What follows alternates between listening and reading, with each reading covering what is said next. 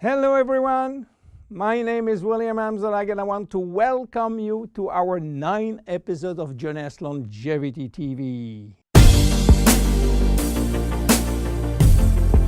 Jeunesse, we are redefining youth.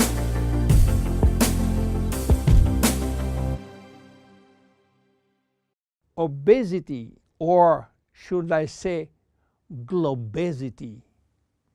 Today, obesity is a worldwide epidemic disease. There is an outrageous eruption of a worldwide obesity even in the countries where not so long ago famine was the #1 health issue. The fatness of the world is changing rapidly, and this is very disturbing because it's going out of proportion and nobody can get any control of this new epidemic. Many children become obese and then become obese adults.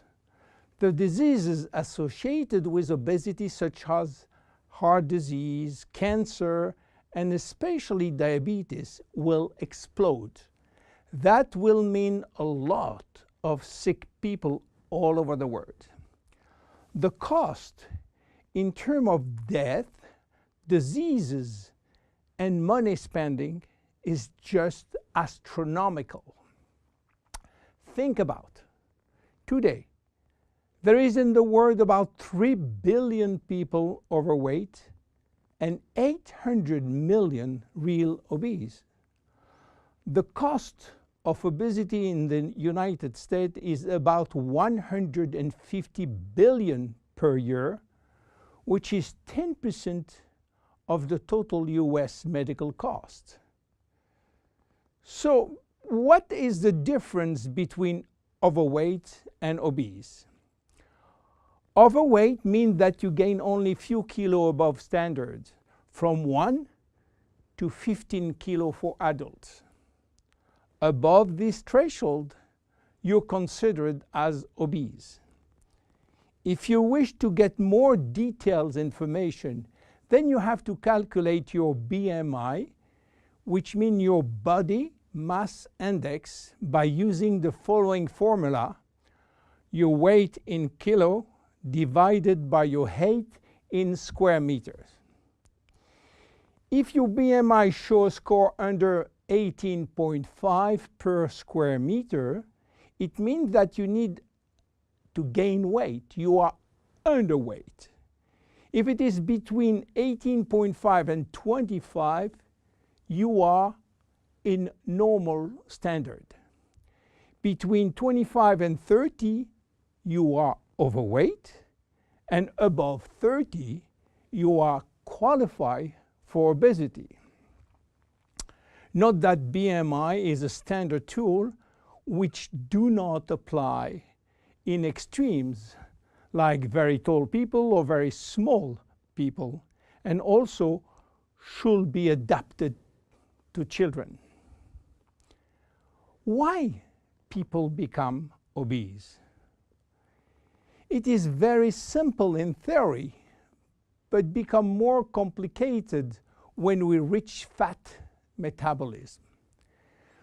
We are gaining weight or fat when we eat more than we spend in terms of calorie, or when we spend less than we eat in terms of calorie. So how do we get energy? The body will get energy only from the food, knowing that 1 gram of carbohydrate will release 4 calories, same for proteins, but 1 gram of fat will release 9 calories. So all depend on how much you eat and what kind of food you eat. If the food is rich in fat or in protein or in sugars. Now, how do we spend energy? There are 3 ways to spend energy. The first one is what we call basal metabolism, which is the necessary energy required to get our body working and all our million of chemical reaction working and working properly. This requires approximately 1 calorie per kilo and per hour. So if you weigh 60 kilo, you will spend in 24 hours 60 multiplied by 24 equal 1,440 calories per day. And this is good news because you have no control on that. The second spending is the necessary energy to fight against heat or cold. And these depend on the environment and the way that you are protected against heat or cold. It is called thermogenesis. And again, you have little control on that. The third one is the energy required to move your body, and that is entirely up to you. This is to say that physical activity is the only controllable way to spend energy. We will see later that this very simple way of gaining or losing weight is influenced by many, many other factors, and especially the control of fat metabolism by a sophisticated group of hormones. So why such epidemic? To understand, we have to go back 20,000 years ago.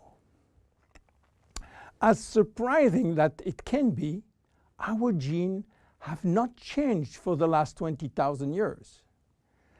At this time, life for humans was quite difficult. In fact, life was based on food availability, and food was really available only during spring and summer. The rest of the time, no food, almost famine. Our genes has to adapt and to work in accordance with this alternance of abundance and famine, and they create a kind of energy storage. The fat cell was born. This cell has the capacity to store all kinds of energy derived from fat, from carbohydrates, and even proteins. It can increase 50-fold its size and retain energy in the form of triglycerides.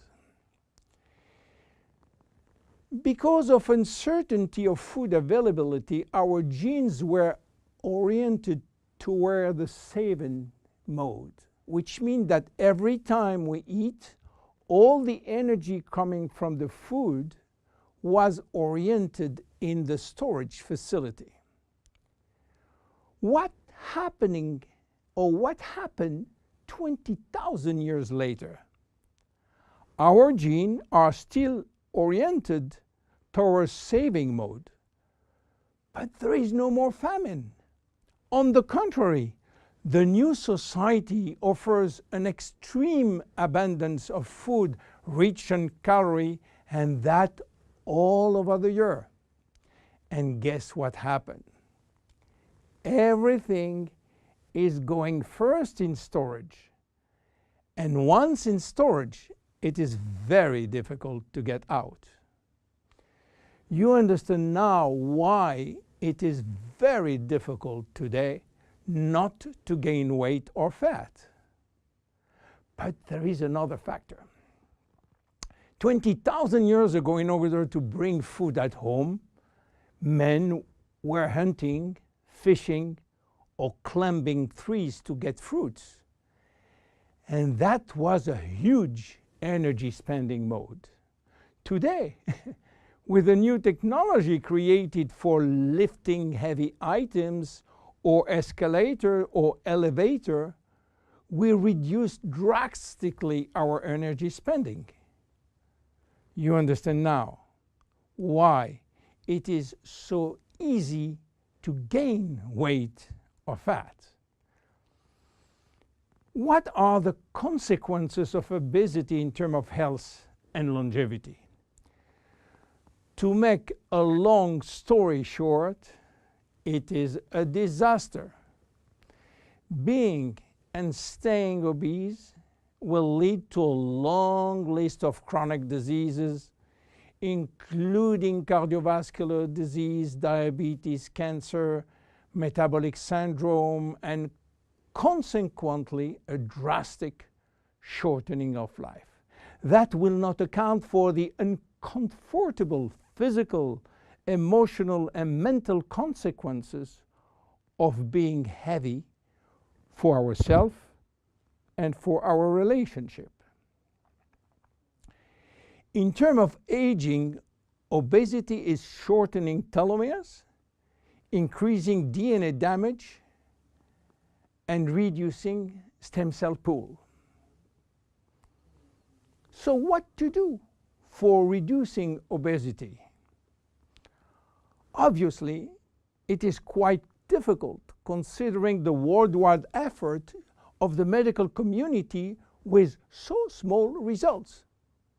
Health authorities are repeatedly organizing campaigns to inform people about the consequences of eating too much sugar or fat or the lack of exercise.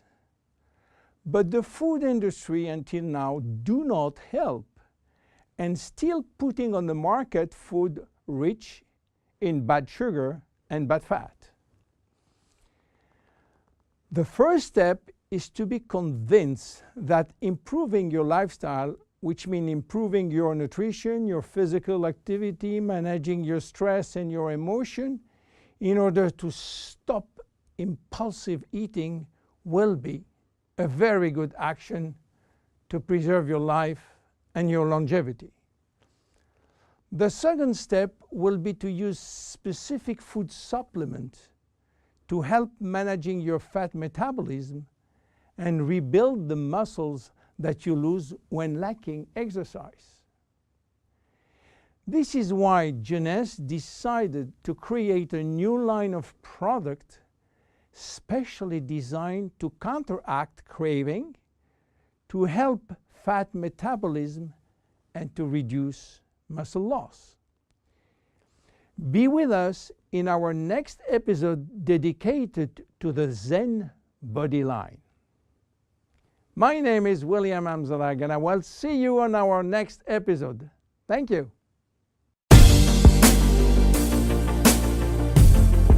Jeunesse. We are redefining youth.